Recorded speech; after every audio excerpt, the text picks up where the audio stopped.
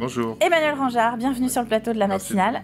Vous êtes à la tête d'une association qui s'appelle Les Passionnés Vendéens. Vous, votre truc, c'est la détection de métaux. Alors je disais, c'est pas commun et c'est ce qu'on va voir au fil de l'entretien. Ça répond aussi à quelques normes, mais déjà, est-ce qu'on peut expliquer ce que c'est exactement quand on parle de la détection de métaux? Vous êtes les fameuses personnes qu'on voit, c'est ça, avec les poêles à frire souvent. D'accord, vous appelez ça une poêle à frire. Ouais. Nous dans notre milieu, pas trop, mais je sais que les gens parlent de poêle à frire. Ouais. Et on vous voit sillonner soit des champs, soit des plages, et là où vous allez nous dire pas forcément toutes les plages. Mais vous cherchez quoi exactement? Eh ben, au départ, on cherche le trésor comme tout le monde. Hein. Les enfants rêvent de trésor et on se rend vite compte que le trésor, en fait, on peut le chercher. On trouve des pièces agricoles, on retrouve des petits objets de la vie quotidienne, hein, des dés à coudre, des petits couteaux, des choses comme ça. Parfois, avec un peu de chance, des monnaies. Alors, c'est jamais des monnaies très anciennes, hein. Elles sont souvent rongées par le temps. L'acidité des sols, les produits phytosanitaires, etc. Mais une petite monnaie de ce siècle, ça fait plaisir. Un dé à coudre, oui. Après, beaucoup de pièces agricoles, les fers à bœufs, les fers à chevaux, les socs de charrue, les dents de herse, c'est tout ce qu'on veut, quoi. Tout un pan de l'histoire et du quotidien, plein de choses qui sont sous mes pieds et personne ne se doute que tout ça est dans le sol. Non. On en trouve beaucoup? Ouais, on en trouve beaucoup. Quand je ressors une heure, je peux revenir avec 2, 3, 4 kilos de ferraille à la maison. Kilos. Vraiment, d'accord. Ouais, on peut dire qu'il y a des pièces qui pèsent plus lourd aussi. Quand on est dans les pièces agricoles, on atteint vite un certain poids. Et puis des petits aluminiums, des petits morceaux de plomb. Il y a beaucoup de choses dans le sol.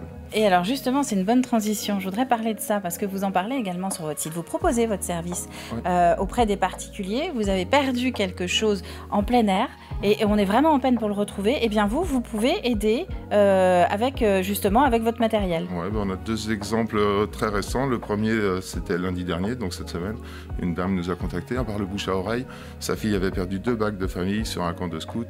On a trouvé 2 adhérents à l'association qu'on puisse y rendre rapidement parce qu'il y a un peu l'urgence avant qu'une tondeuse y passe, avant que quelqu'un piétine, etc.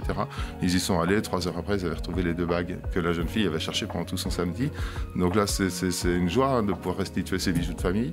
Et sinon, dans le milieu agricole, du coup, pas plus tard que la semaine dernière, mon agriculteur, mon voisin, je l'appelle mon agriculteur parce que c'est souvent chez lui que j'ai détecté, mais Gérald, mon agriculteur, m'a appelé, il avait perdu un rétroviseur de tracteur, il fallait le retrouver au plus vite, il y a toujours ce caractère urgent aussi, parce qu'après il voulait passer la herse avant la pluie, etc.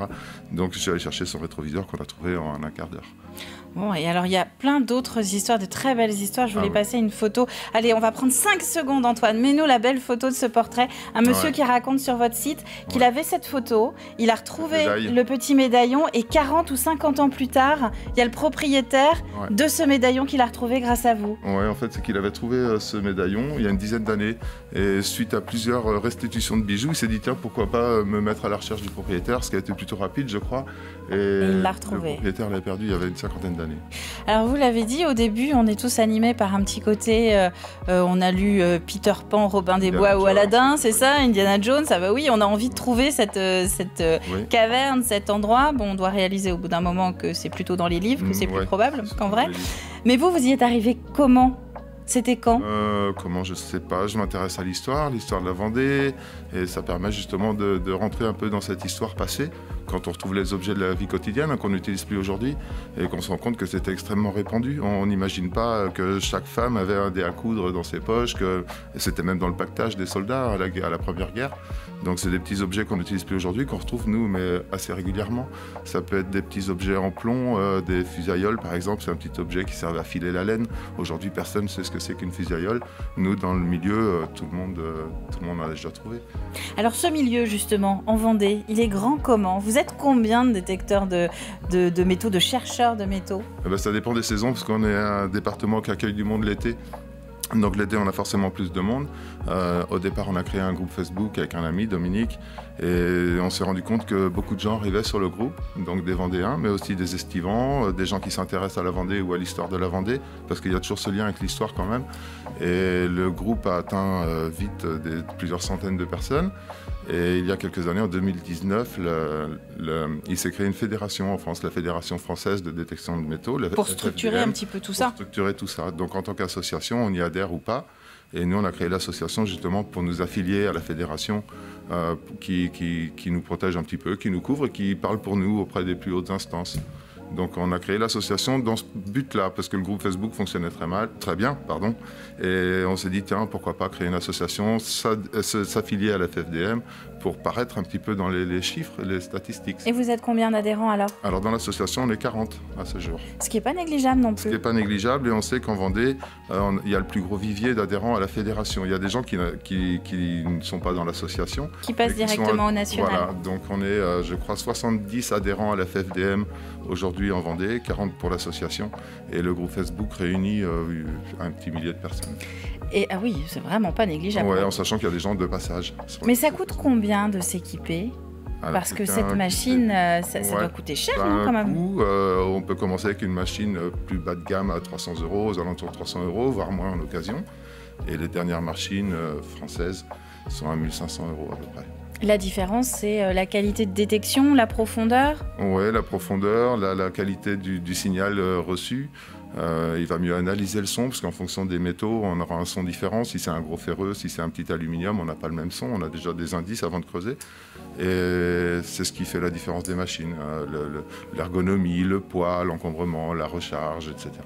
Alors parlons un petit peu de législation quand même. C'est pas très drôle, souvent c'est de la paperasse, c'est de l'administratif, mais ça vous protège aussi. Il est bon de savoir qu'on ne peut pas chercher n'importe où, en Vendée comme ailleurs. En Vendée comme ailleurs. En sachant que tous les pays d'Europe n'ont pas la même législation sur cette pratique. Mais il suffit d'aller voir les agriculteurs, alors ceux qu'on connaît, ou les aborder dans les champs. Ils ne sont pas fermés à la discussion, ils connaissent un peu le sujet. Mais bon, rien que dans son cercle familial, son cercle d'amis ou de collègues de travail, on arrive toujours à trouver un agriculteur qui est OK pour qu'on aille dépolluer son champ, parce qu'on leur montre ce qu'on trouve.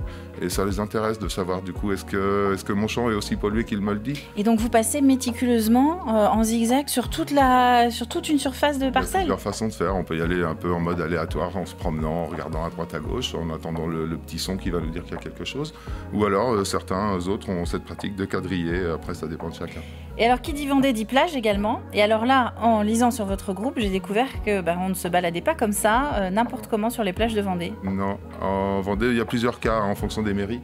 Il y a déjà des plages qui sont classées sites archéologiques, donc celle-ci, c'est interdit. On n'y touche pas? Non. Et après, en fonction des mairies, il y en a qui vont autoriser la pratique avec une autorisation nominative qu'on peut demander à la mairie. C'est le cas en Sud-Vendée. Après, il y a des plages strictement interdites par arrêté municipal. Le maire a décidé que non.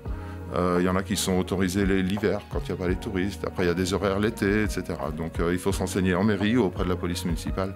En général, ils ont des informations et sont habitués à y répondre. Donc, quelqu'un qui débute, la première chose à faire, c'est de se renseigner auprès du propriétaire, soit un agriculteur, soit de la commune, du terrain qu'il veut visiter. Exactement. Déjà, oui, parce qu'on rentre chez quelqu'un, même si c'est un champ, on rentre quand même chez quelqu'un. Donc, la moindre des choses, c'est d'avoir l'autorisation du propriétaire, comme si on va dans un jardin chez quelqu'un. C'est normal. Donc l'autorisation du propriétaire, et puis il y a un accord après pour justement pouvoir dépolluer son champ, ou le plus souvent chercher une pièce agricole qu'il a perdue. Il y a plein de choses à dire, parce que c'est lié à plein de choses, le patrimoine, l'émotion, la famille, etc. Vous êtes président de l'association des passionnés vendéens, il y a une page Facebook. Je vous laisse, on reviendra vers vous un petit peu plus tard, sans doute sur le terrain. Tiens, on va vous retrouver dans le cadre des JT de TV Vendée.